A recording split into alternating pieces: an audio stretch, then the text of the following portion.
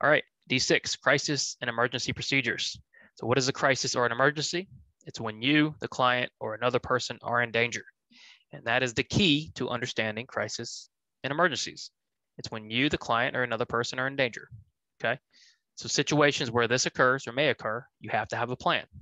This could be for health reasons. So a variety of health reasons, medicine, asthma, pre-existing conditions, behavioral reasons. That's pretty obvious, right? Hair pulling, scratching, biting, elopement, self-injurious behaviors, throwing items, etc.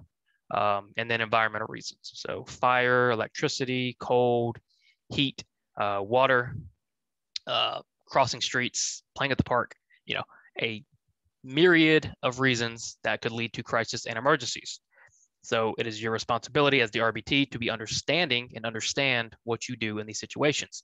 And that's why this task list item exists, okay? To ensure that you as an RBT are taking the proper steps with your BCBA to ensure that you, the client, and other people are safe at all times, okay? So question, which of the following does not represent a crisis or an emergency? So we're looking for the item where you're not in danger, the client's not in danger, and nobody else in danger. A, your client reaches out and grabs a handful of your hair and starts to pull on it. Are you in danger? I would say so, right? That could cause significant damage. So you should be trained in procedures to release the grasp of your client, right? If your client is grabbing at you or grabbing your hair, you should be trained in how to handle the situation, which is exactly what we're talking about when we talk about crisis and emergency procedures. A is out.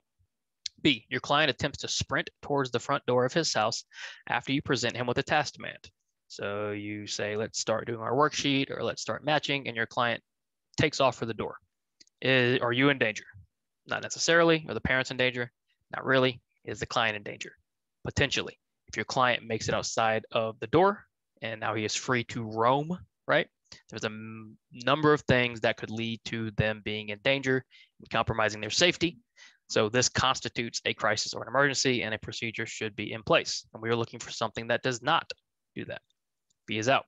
C, your client begins to verbally assault you when you tell them to wait their turn. So you tell them no, you tell them wait, and they start cussing at you. They start saying very terrible, offensive things toward you. Are you in danger? No, right? Are they in danger? No. Is anybody else in danger? No. Verbal assault does not constitute a crisis or an emergency. Now, in your behavior plan, you should have interventions for dealing with the verbal assault, but it's not a crisis. It's not an emergency, right? So far, C is our best choice. Always read all your answer choices. D, your client picks up a chair and throws it across the room towards his parents. Who's in danger? You're potentially in danger. The parents are potentially in danger, right? Client picking up heavy objects, throwing them, constitutes a crisis, constitutes an emergency. We need to have a procedure in place. So our best answer of what does not represent a crisis or an emergency is C. Your client begins to verbally assault you when you tell them to wait their turn. Okay, continuing. Still on D6, when you, client, or another person are in danger, repeat for emphasis, there should be a written plan in place.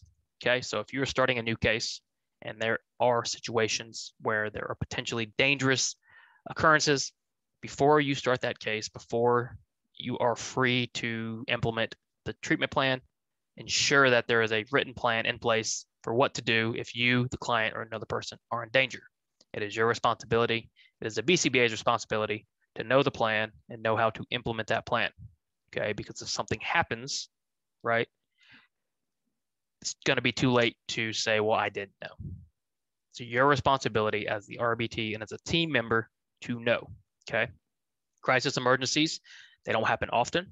You might never encounter one, right? But if you do, you really want to be prepared, okay? It's your responsibility to be prepared. So the plan is there to keep everyone safe in the event of a major event, right? So redundancy, but you get the idea, right? If something happens, if there's an event or an occurrence, what is our plan? How do we react to keep everyone safe? That is our goal. So question, your BCBA designs a crisis emergency plan for a new high-risk client. You were just assigned to this client as the lead RBT. Ethically, who should be trained on the crisis emergency plan? So the question is asking, ethics-wise, ethically, Who needs to know about the plan? So you have a team, right? When we're talking about the client, we're referring to the client and those around them. When we're talking about our team, we're talking about RBTs, we're talking about BCBAs, we're talking about other therapists who interact with the client. It's a collaborative effort. So who should be trained? RBT, obviously, right? You need to be trained. Okay, so A could be it. Parents, caregivers, absolutely, right? That's part of our job, is to train them to deal with these situations, especially high risk situations. Other individuals who interact with the client, 100%. This is a collaborative effort. We are working together.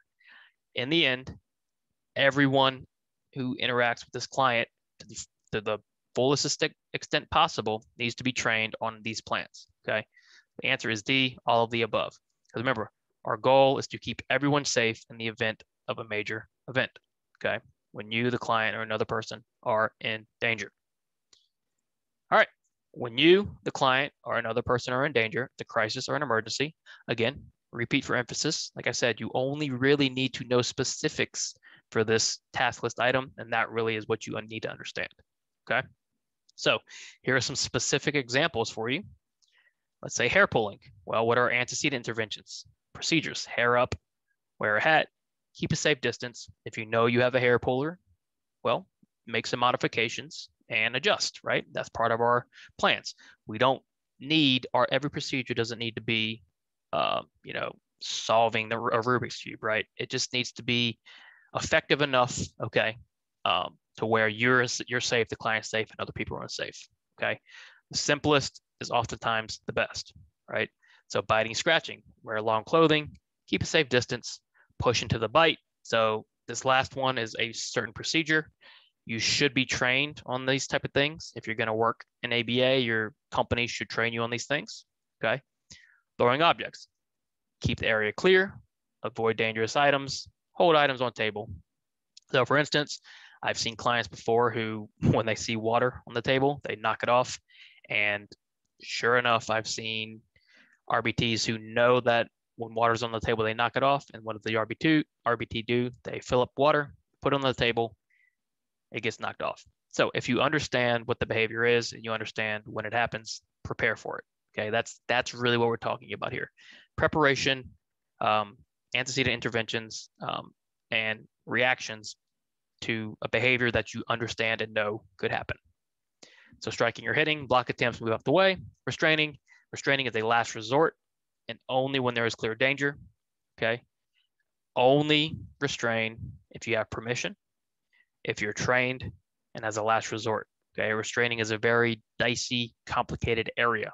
You should not be restraining without permission, without training, okay? And if it's not the last resort, all right? We're not going to get into restraint too much. Just know it's part of a crisis or an emergency, okay? Your company should educate you on restraint, okay? Because it's a very complicated procedure, okay? Discuss due ASAP, report to your supervisor, write an incident report. So just a few examples of when you, the client, or another person are in danger, which again is a crisis or an emergency. Question: your BCBA designs a crisis emergency plan for a new high-risk client. You were just assigned to this client as the lead RBT. Oh, ethically, should be trained on the crisis emergency plan. Oh, accidentally repeated the question. So we know this one already. D, all the above. Okay, so wrapping up, like I said, super straightforward task list item, not a hard one. So all you really need to know is what we've said a million times. You, client, parent, other people around in danger, how do you react? That's pretty much it, right? Not a big deal. Some of these terms aren't complicated. Don't think everything is technical. Don't think everything is complicated. Some of them are easy. And when the easy ones are easy, let them be easy. That's my best advice to you, okay? Easy ones, don't panic over. Get those questions right and move on. So like and subscribe if you enjoyed this video. Check out our website, check out our shop, check out our links. Okay, all the study materials available. Any questions or comments, leave it below or email me. Happy to help. Other than that, have a great weekend. Study hard. When you pass the exam, make sure you let me know so I can include you in our shout out video. And other than that, I'll see you soon and keep studying hard.